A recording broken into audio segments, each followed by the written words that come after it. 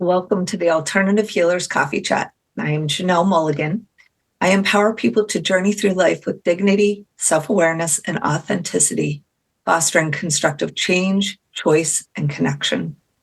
The purpose of the podcast is to acquaint listeners with different modalities and empower them on their healing journey. Joining me today is Nichole Dement, a quantum healer with a lifetime focus in astrology who specializes in regression and sound healing. Thank you for joining me today, Nichole. Thank you for having me, Janelle. I'm super excited to share with you and your audience today. Thank you. Me too. So we actually met each other through being quantum healers. Yes. We agreed to a swap, and actually I'm getting nudged to ask that you tell that story for us. So the listeners can kind of hear how the symbology and nudges we can kind of get from the universe. Yeah.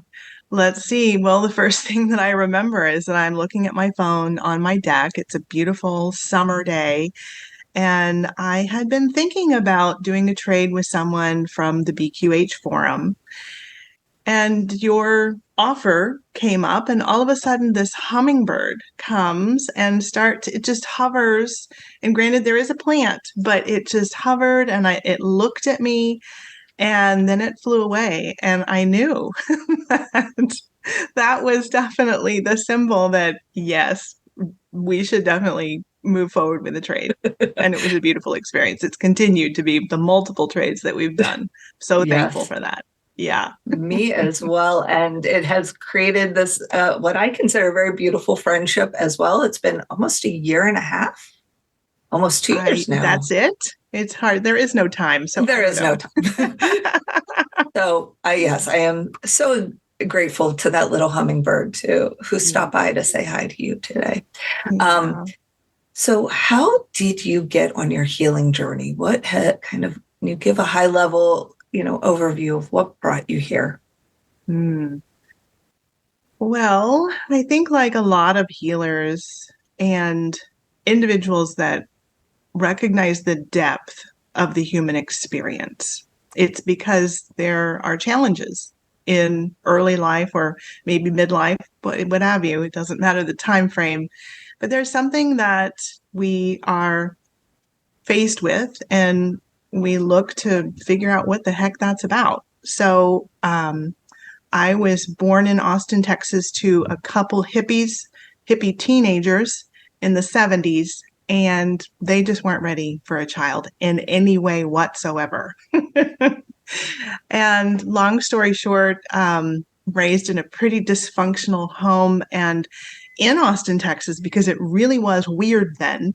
The things in my home were astrology books and other things that, we didn't go to church, but there was no structure around anything other than what I made for everyone. But I just dove into these astrology books. And of course, it was the 70s and a weird town, Austin, Texas. So I was able to figure out who I was outside of the codependency and the dysfunctional home life.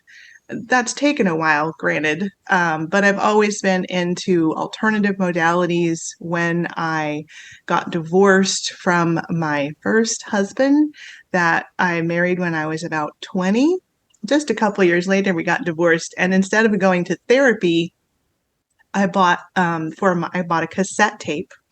Yes. And it was Stephen Halpern's Nurturing Your Inner Child. And so and subliminal messages with this beautiful, that I'm okay. And so that's what I did every night instead of, talk therapy or whatever. And that's great for some people. But for me, I've always just been interested in the other things. Wonderful. And that's kind of the gist of it. Well, thank you. And it, like you said, lifelong astrologer.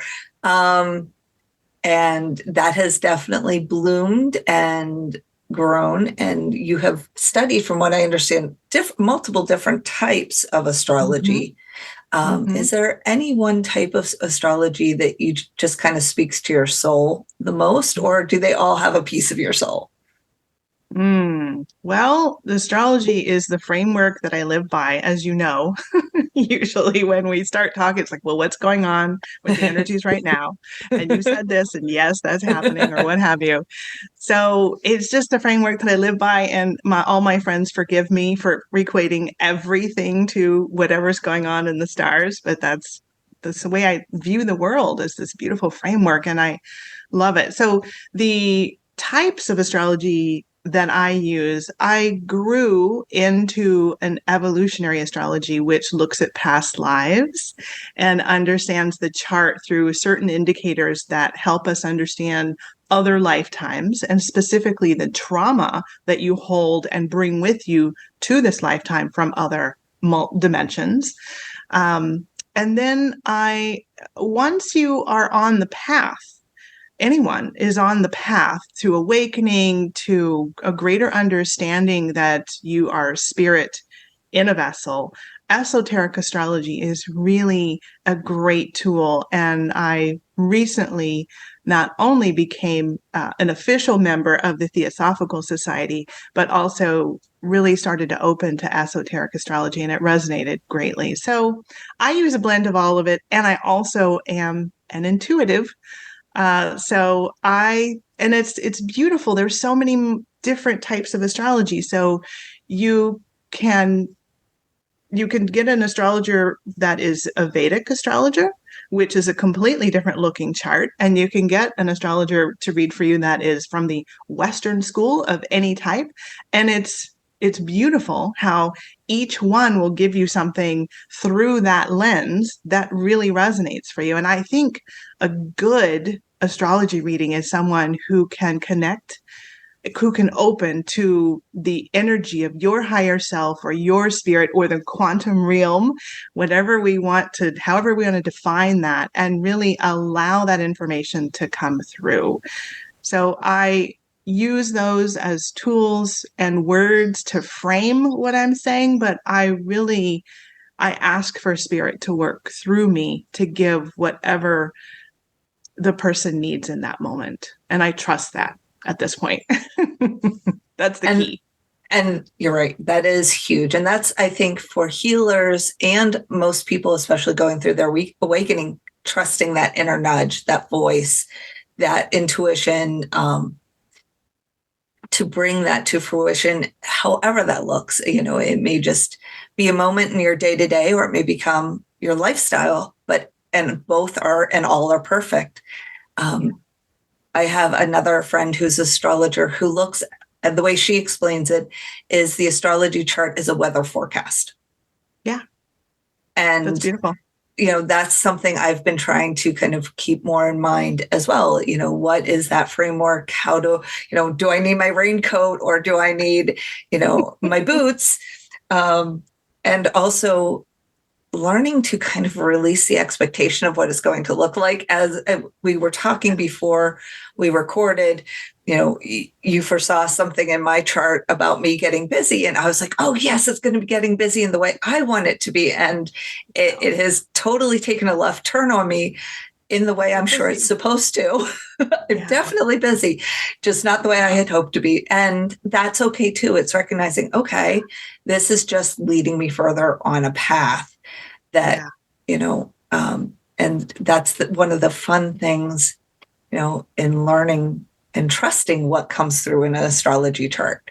One thing about, both evolutionary astrology and esoteric astrology is that where I like to look is what can I learn, and what is the real opportunity that I have here? And yes, there is the gloom and doom, and you're going to be busy. It might not be in this. I don't go there. I am all about, what can we learn?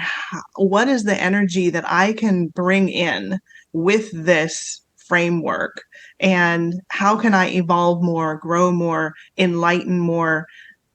All of the things that are really about allowing spirit to work through us. Yeah. And that surrender to that.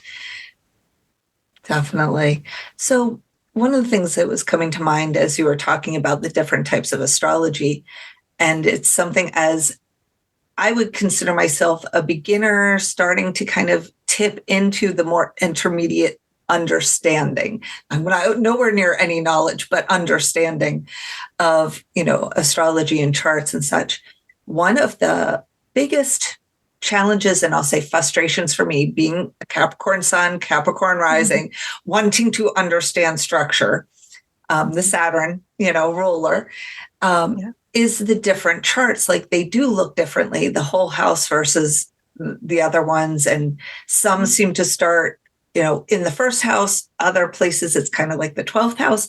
So what would you tell a newbie who's having the same frustrations and confusion between the different charts?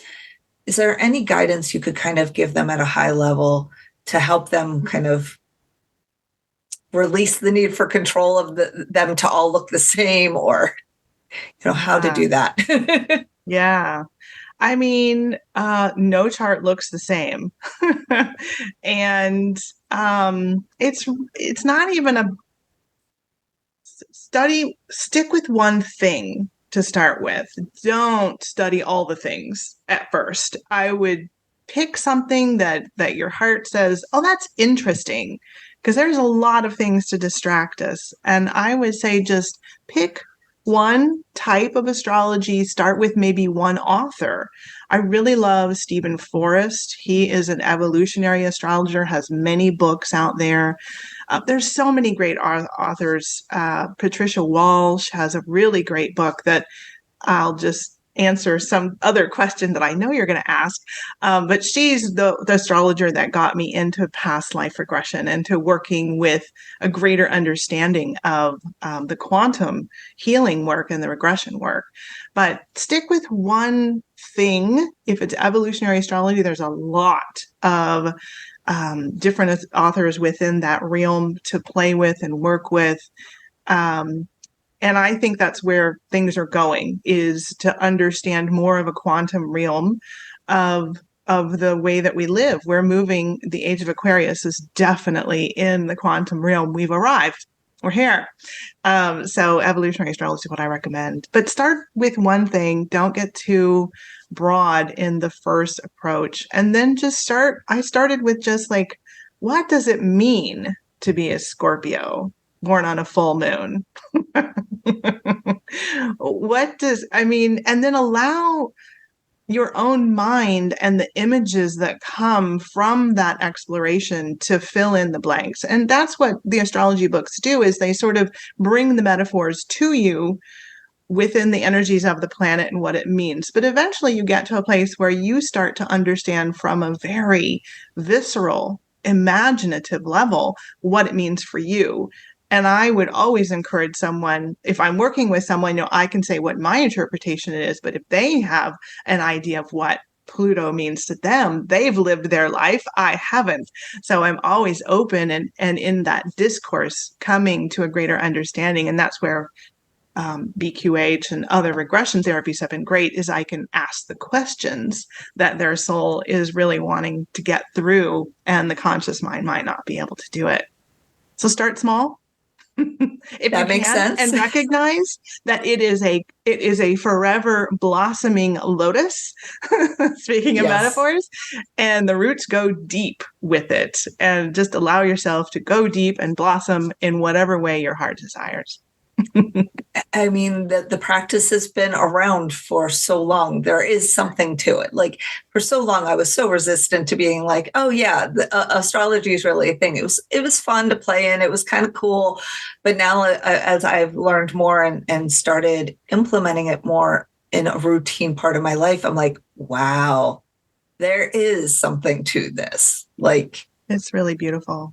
It is. It's undeniable, and it's gorgeous, and it, gives you hope in some ways, that's for me. Yeah. And so, so thank you. And I like that, because there's some of us that are always, looking to climb and get as much knowledge as possible. And that slowing down and taking it one piece at a time is beautiful advice. So thank you. It can be really overwhelming. I get that. Yeah. And we all want to understand it at this deep level and just allow the information to channel through you. And it just takes time to be able to be there.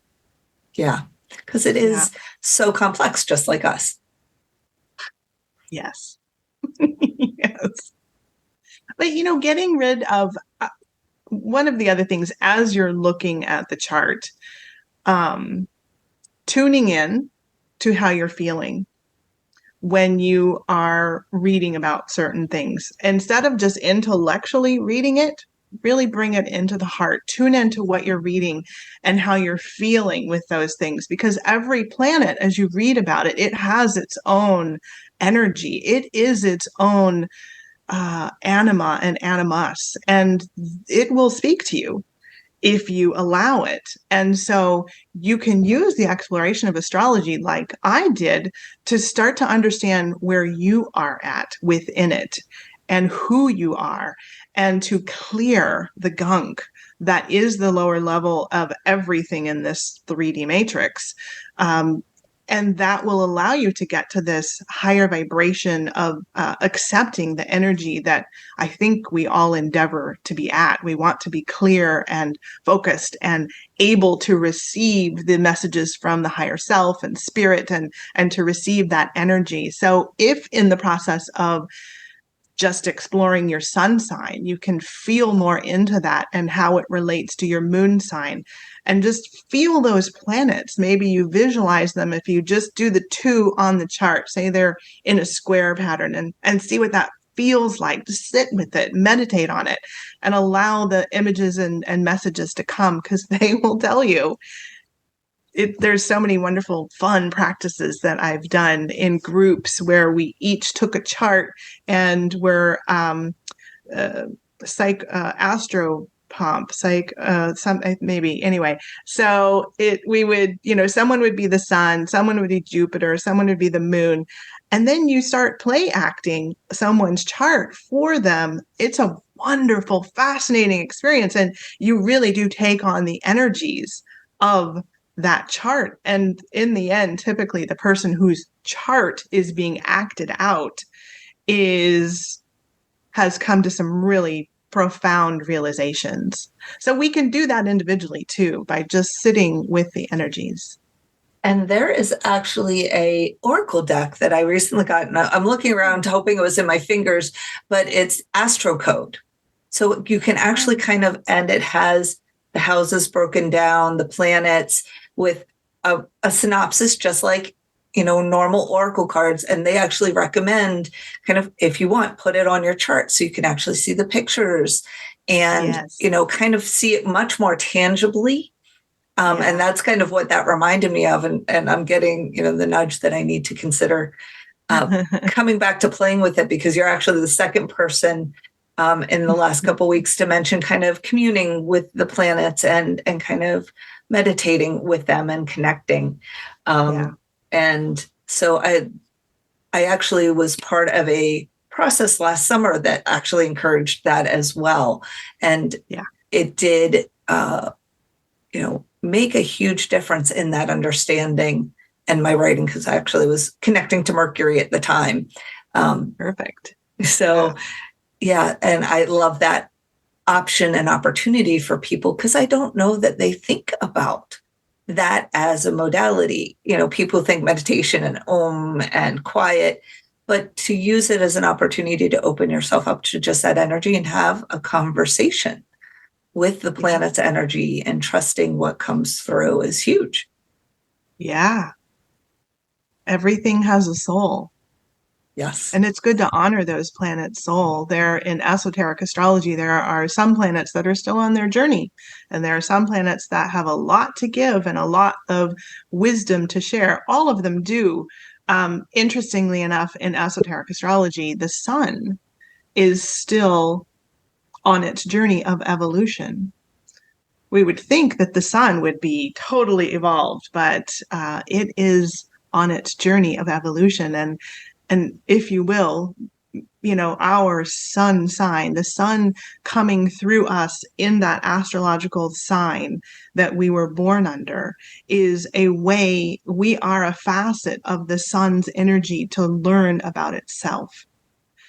just, I mean, it is its own source, and we are actors that are playing the energy of that sun. And as we commune with it, whether it's recognized or not, we're able to allow the sun to evolve on its journey through our experiences, good and bad. I had never considered that. That is amazing. Wow. Everything is working through us. We are figments of everything. And I love what the energies are right now. Pluto just went into Aquarius, and it's going to move back into Capricorn, just the late stages, so don't worry. Yes. You're pretty much done with it. We are, although our as a collective, I mean, it is all about the collective Aquarian age, the age of Aquarius, however you want to frame that. But we are allowing all the things that may have been rejected in ourselves, in society, they're going to come up. And it's time to understand what has been oppressed, what has been empowered, and how that might have been abused, how you might not have been able to trust that, and specifically to the things that are new and different. And also, the things that feel alien, that may actually be the biggest thing, is what feels alien to you and how can you open to that now? So meditating on Pluto and Aquarius, I know people will probably listen to this at many different times, but on May 18th of 2023, there's a grand cross in fixed signs, and Pluto is a major actor in that. And so it's a really great time to open to the excitement of what it means to have a galactic DNA, or, to open to the new, be it AI, or, what can we do in this new framework of living and thought? And it's so high vibrating, it will clear out the gunk so that we will get there.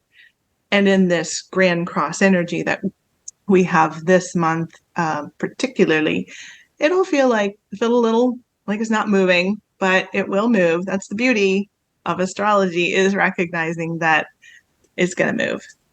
Yeah. Everything is one of the only constants is change.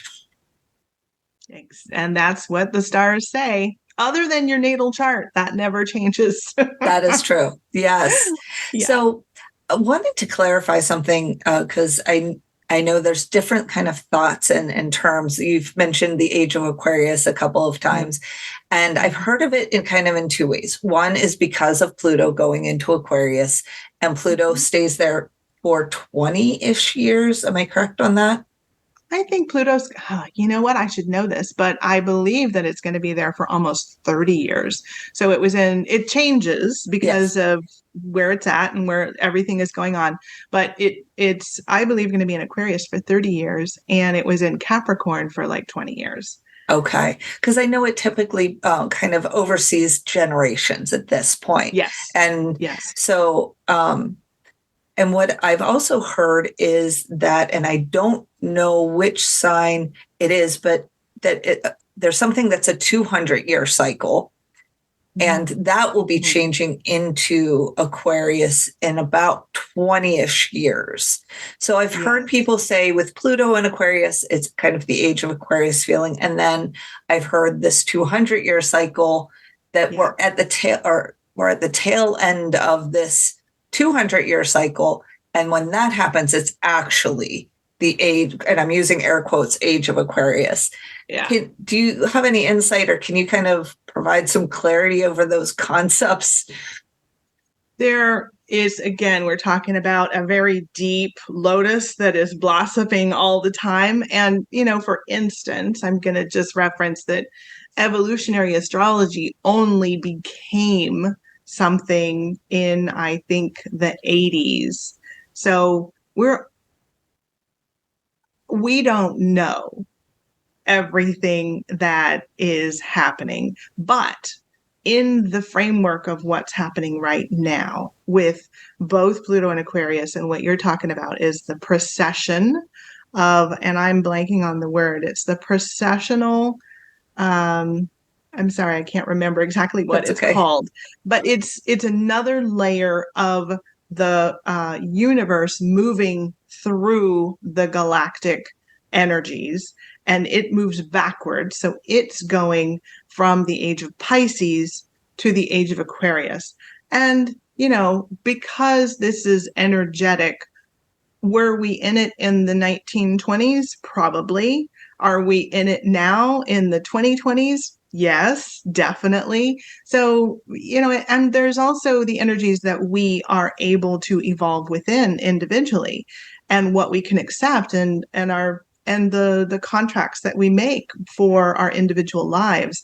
So we are in the age of Aquarius. And I think more than the structures and the terms of these different modalities of understanding astrology, how do you feel? Are you feeling the awakening of your senses in your body? Are you feeling other people when you walk into a room? Do you have that precognition about who's going to call when the phone rings? Yeah. More and more people are opening, and probably always felt these things, but we're opening to the experience. And that's what we really need to trust and understand. And also breaking out of old paradigms, the age of Pisces, breaking out of old paradigms that said it should be this way, and with religious perspectives that were controlling. We're done with the persecution. We're moving into the unique identities that each one of us has. That's obvious to me.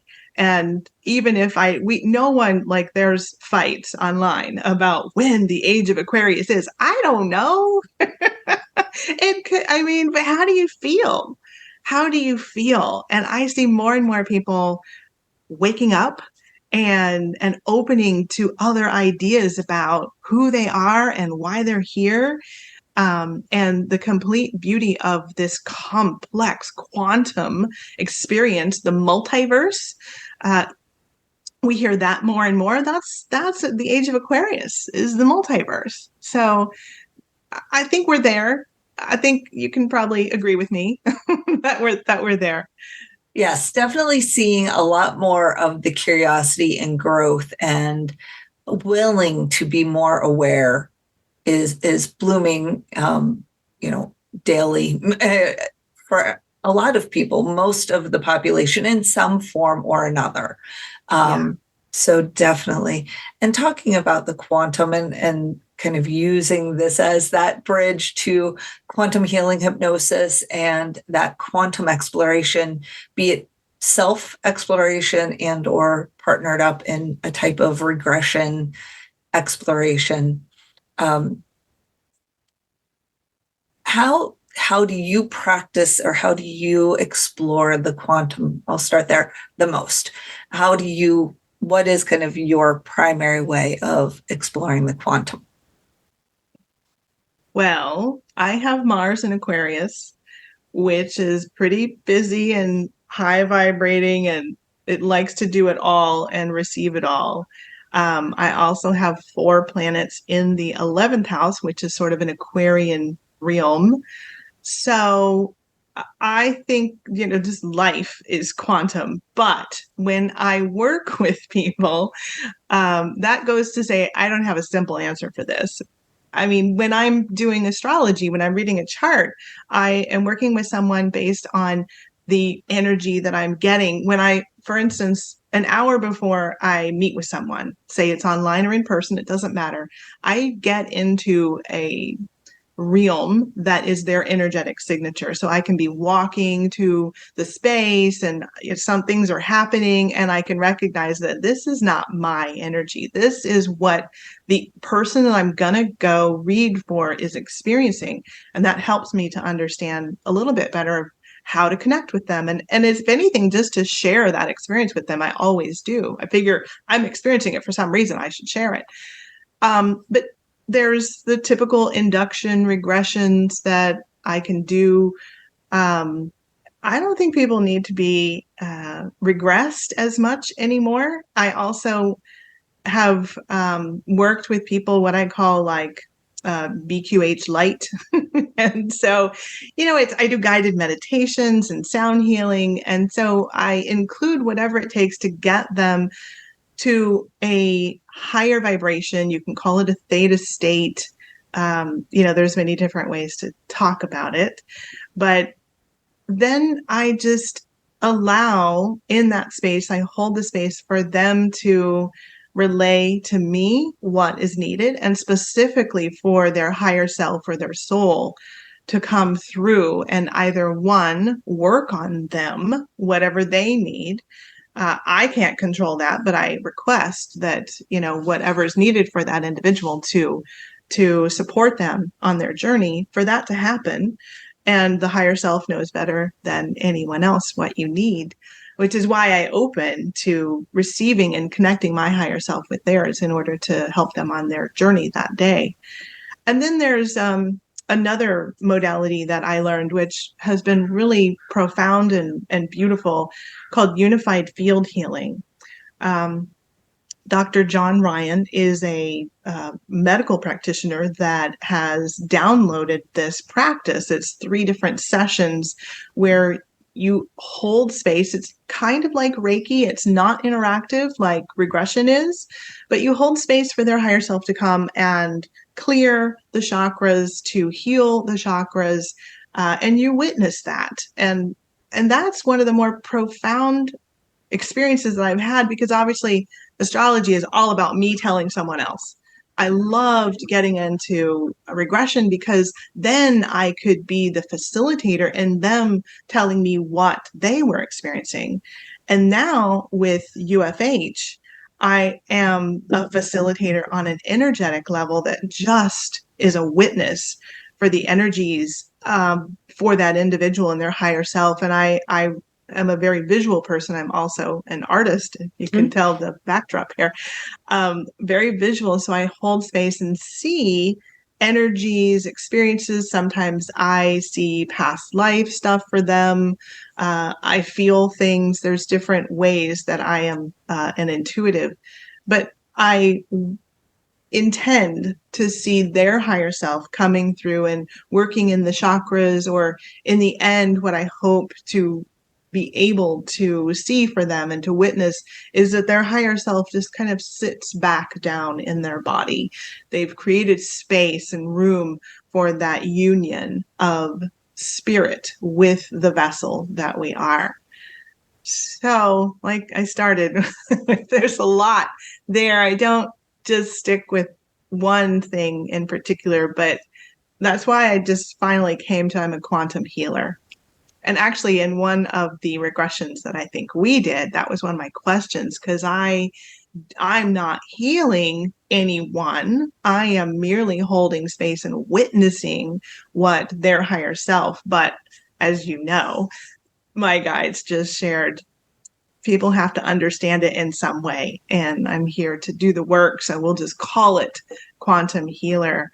But it's too much work for me to heal someone. So I just allow myself to be as much of a vessel as I can and get over myself. and just and our egos sometimes have some issue with that, because first we want, the best for the people who come to us in whatever capacity they're in front of us, as well as, we want to know that we're helping. And that balance of wanting that and knowing we are just a vessel, like you said, even Reiki, you are just transmitting energy from source and allowing that to flow through. So as a conduit, as a place to hold and transfer and help transmute energy that the client may or may not have the capacity at the time to do, but you're giving them, holding them space so that they can learn to do that and feel safer in doing that. And that's one of the beautiful things about being as a high level quantum healer, be it hypnosis, regression, unified field, any of these modalities. It is that higher space, holding space, and, facilitation ability. And I do know, from experience from our own sessions, how you like to integrate sound. And it was very interesting to me because in one of my sessions, somehow I was talking about lions. I think my higher self showed me myself as a lion. And next thing I know, I hear the jungle sounds in the background. And I was like, oh, that's kind of cool. It took me a second, but I loved kind of how you kind of did that without, it was quick. Like you had it done really quickly. And, meaning I literally said it. Next thing I knew, the sound was playing in the background of our session. And it was just seamless in how you did that. And I know you've since started diving even more into sound healing. So can you share sometimes how you may integrate sound healing into any one of your healing modalities? It's amazing. Sound is like it's light. It's just vibration. And if we think of the quantum, then we are just vibration. And with sound, with a intense, dynamic sound, it can really break something up. It's been used for centuries. And just like astrology, even probably more so than astrology, because it was the original sound. The sound was what manifested. I mean, our voices are sound. We're creating sound right now. We take so much for granted with sound and the ways that we move through the world with the sounds that we create, and especially with our voices. We do not comprehend how powerful our voices are. And so empowering people to use their voice is something that I'm moving more into. But sound, I have Tibetan healing bowls. I have a crystal pyramid. I have shakers. I have feathers and palm leaf things, which is probably what I pulled out to do the jungle sounds or something. I can't remember what I did.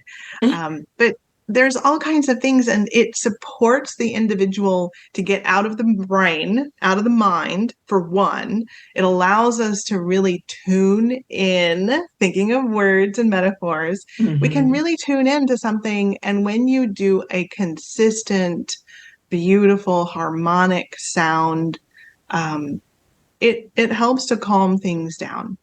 I hear so many times. Pretty much, well, first of all, the biggest compliment you can give to a sound healer is if you fall asleep. That's the best. And so I do sound baths, and I tell people that. But I hear so many people say, I've been having trouble sleeping, and now, after this great sound bath that you did, I slept so well. I hear that more often than not. So allowing sound to lull you to sleep, I mean, there's lullabies, maybe you were lucky enough to have some of those when you were little, but there's a reason why that is a thing. That's beautiful. And I had not, per se considered even the lullabies as that, but that makes sense. It is that sound of the person usually who brings you at least some level of safety at the time, not always, but and that migrates into every day, every moment. As you were talking, I'm listening to the lawnmower in the background and and all of that. But you're right. We take how much sound is part of our lives for granted. So with your various healing modalities and experiences facilitating, is there one story or client that just kind of sticks with you as making the biggest impact, where you kind of came away in awe, a special awe? Because I know we all kind of come away from a lot of these healings in awe anyway, but kind of that has really stuck with you all of this time, like, oh my goodness, this happened during this healing. Is there a story you can share? I am humbled by the work, the regression work specifically. I've had so many wonderful experiences. I can feel and sometimes see, but when people get to the place of their higher self, we can feel it as practitioners. And it's such a beautiful place. And I've been regressed to that place many times. And I'm so thankful for it all. I'm so thankful, so grateful for the work that that I do. And the one that I think about the most was probably the most simple. It was one of the quick ones that wasn't the big induction. And it was a friend that I was just like, I'm practicing and I just wanted to give her a free session, but it was over Zoom and I start with, we're just going to go on an imaginary journey. And I get to drive and you get to tell me where we're going. And I'm going to ask your higher self for a clue. And it doesn't have to make sense. In fact, let's just assume it's not going to make sense. But I want you to tell me exactly what you experienced. And the first thing she saw was a mouse. I'm like, okay. And this is common. I mean, it can be even more absurd than that. Some people see like spaghetti or something. It's just like, I don't know where this is going to go, but it's going to be fun already. So she saw herself as a mouse. I was like, okay, great. What's it? I don't know if she saw herself as a mouse just yet. In the very beginning, you see things and you're not really in it yet, but eventually she became the mouse. And then I was like, okay, well, what do you want to do? Where are you? And she told me some things. And then eventually it came around to, she was peeking out a hole and she saw a cat. And I said, well, how do you feel about that cat? And the cat, she thought was going to be scary. And I was like, well, is the cat chasing you or what's happening? And she said, well, no, he's looking at me, but I don't, it's not chasing me. Well, what do you think? What do you want to do? It's like, well, I think I want to leave my hole and go talk to the cat. Well, let's try it. You can always run back in the hole if you want. So it was this incredible journey of these two sides of her, one that felt like a predator, one that felt like the prey. And eventually it turned into this beautiful other part of herself that was hanging out in a garden and enjoying life and being at one with a masculine self. I mean, just, you never know where the cat and the mouse story is going to go. And through that, she was able to look at this beautiful assumption that she had that the cat was going to harm her. And we just opened space for that part of herself, whatever her subconscious was bringing through as the cat, to be okay. And for that union to happen as a more masculine character in her life. And it was just so simple. It's, the cat and mouse game. Yeah. and we think, in fact, I participated in the BQH immersion retreat. And one of the other practitioners that was at the retreat afterwards said, we think that healing has to be hard. And there was nothing hard about that exploration that I did with my friend. Nothing. It was fun. She had a good time. There was no death that she had to die from. Yeah. We can just allow whatever our creative subconscious comes through. And I think my artistic side allows me to be open more and more to that and not have some prescription about you have to die and then you go to the bardo or whatever you want to call it, this liminal space, and talk to your guides. I think we can talk to our guides immediately. And I would have been open to the cat being her guide for that matter, but she needed to go through the journey. So it seems it's not profound. It's not, I didn't necessarily feel the sometimes my lights flicker on and off when I'm in a quantum realm especially with other healers.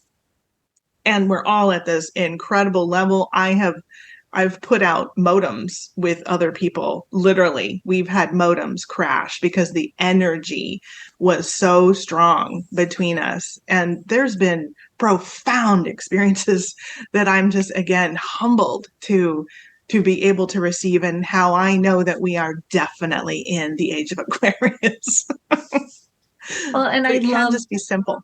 And I love that you brought that it can be simple, that it can be this very almost what would feel initially like mundane thing. Like people get upset, well, where's the magic? It's supposed to be this big thing.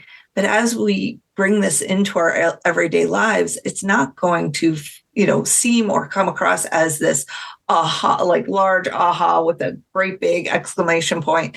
It's the little ahas. It's the everyday energy that comes through. And that can be sometimes the most impactful, even more so than the big ahas.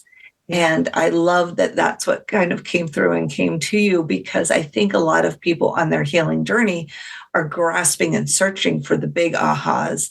And if they can just kind of slow down and surrender to the everyday kind of symbology and signs and energy and intuitions, and realize that they're getting it all the time at some level, shape, or form. It's just, are they looking for it or not? In a lot of ways. Can they allow the simplicity of balance? Yes. I mean, the big aha that I had was, oh, I feel balanced. I don't have to feel a high or low. Feeling balanced and just being at peace is the big aha. Yes. and it's not a polarity of feeling good, like I'm awakened, I'm ready to change the world. Well, you can change the world from a simple, peaceful, balanced state. In fact, probably easier to receive the energies that can move you forward in that state, rather than all of the expectations that come with good feelings. Yes, definitely. Or, we all know the other side, the gunk. And I think, especially in the generations that we come from and those around us, we're kind of taught the extremes. We're not taught what quiet peace looks like. And so when people step into it and start experiencing it, it's scary. And it's almost boring. It's like, well, I thought that there'd be more, because we're looking for the adrenaline and we're looking for the excitement, and realizing that peace is actually, and it's a contentment. It's kind of a quiet place of stillness. You don't have to be on a rough ocean or a still pond, and, or, anything, but it's just this is right. And it takes a while, at least has for me, to get to that point that when it is feeling peaceful, like you said, and content, and going, oh, this feels right. That is actually more right than before, because before I would judge that. Yeah, it was surprising. Yeah. Oh, it's boring. Okay. Yeah, that's not a bad thing. Now I have space for more, to allow the energy to flow and be creative and curious. And, that's one thing you mentioned, how you feel your art kind of helps open the door for you to bring a lot of that in. It is part of that creativity. You allow that creative energy flow through you and your client, and you open space for that. And so many people, again, we've been taught creativity is just that thing for fun, but it's a part of all of us. And it's part of the both feminine and masculine sides of ourselves. Yes. And allowing that to flow. Creator. Yep. We are the creator. I am heavy in the art world and have been for a long time. And I really hate the capital A art. It's commodified, and I'm not saying that there isn't a value to it, and artists need to be valued and deserve, but it unfortunately has limited so many people from, this high bar of the capital A. Even when you're creating, you feel like you should be up here doing, hundreds of $1,000s worth of art. And if you're just down here creating from your soul and from your heart, that it isn't as empowered sometimes. And that's one of my biggest disappointments, that there is this hierarchy to it, where somebody gets to say, you're an artist, but we're all, outside of the capital A artists, we're all creators. And that's what I like to empower people to do, and in all ways. That is fantastic. And I agree. I have some very good friends, are such talented artists, and are now starting to truly step into that, embrace that part of themselves. But for so long, they were told, oh, you're never going to make anything of yourself. Again, like you said, that hierarchy, instead of just going, this is a part of me that is beautiful and creative and fun, and I can do whatever with it I want and still play with it. And be empowered with it. If we accept that, then we can accept that we are creating everything. Yes. It's all just a blank canvas. When you get up in the day, it's a completely blank canvas. The first rising out of your bed, it's a blank canvas. You may think you know what's going to happen. And then, you could be busy in a different kind of way. Yeah. and just being open to empowering yourself as you move through the world as the creator that you are. Even if it is not in a scene or on a canvas, life is that canvas. And when we allow that we can create on a canvas, literally, we can empower ourselves by recognizing what we can manifest in everyday moments in the vernacular. So we're getting close to time. And normally I would say, is there anything you want our audience to know? But you did just have really two fantastic things. Is there anything else that you are feeling drawn to let the audience know or feel or think about? What seed would you like to plant? Anything else? This is an incredible time of everyone opening to what feels alien to them. And if we can just find that balance and allow ourselves to be okay in that non-judgmental, non-denominational, just who you are. Your body is this beautiful, amazing tool. And if we take care of it as much as we can and allow ourselves to listen to our bodies, then more of spirit is going to come through more and more.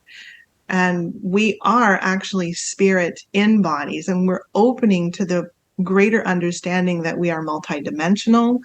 If you're feeling things that don't really make sense in this moment, it might be because it's something that's happening in a different dimension that your soul is manifesting for you to receive the information and support the growth of that character.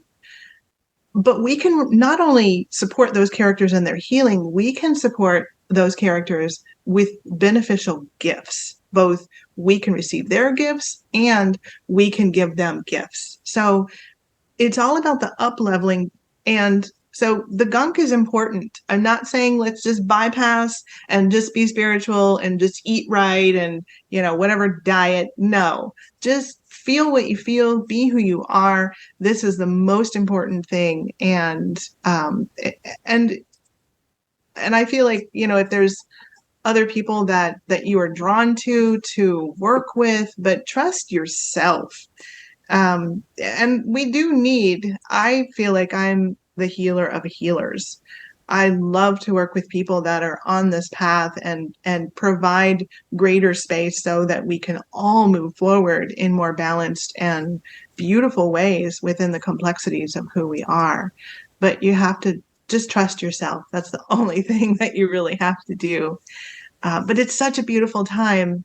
And specifically in this Grand Cross energy, it is absolutely a time to just allow all of these, what feels like things that are pulling us in different directions.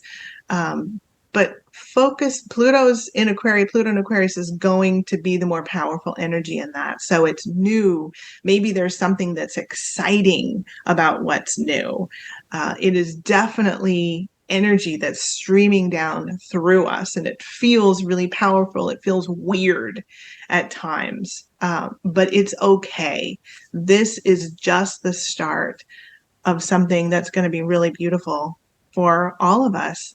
And it's not necessarily going to be easy all the time, but there is a balance and a peace that we will come to. So if you could trust that, that's going to help.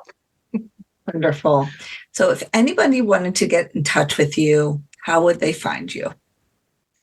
My website is cosmiccreativelife.com. And that's probably the best way. Yeah. Wonderful. Okay. Yeah, look me up there. Well, thank you so much for joining me, Nichole. This was a wonderful conversation. I always love talking with you, and I've always thought these cool ideas that we're bouncing around and talking about, we should share with others. So thank you for doing this for not just me, but for all of us. It's really important to be able to hear all these crazy ideas that we're talking about. Alternative healers. Thank you. Thank you. And to the listeners, please like, subscribe, and share. Thank you, everyone.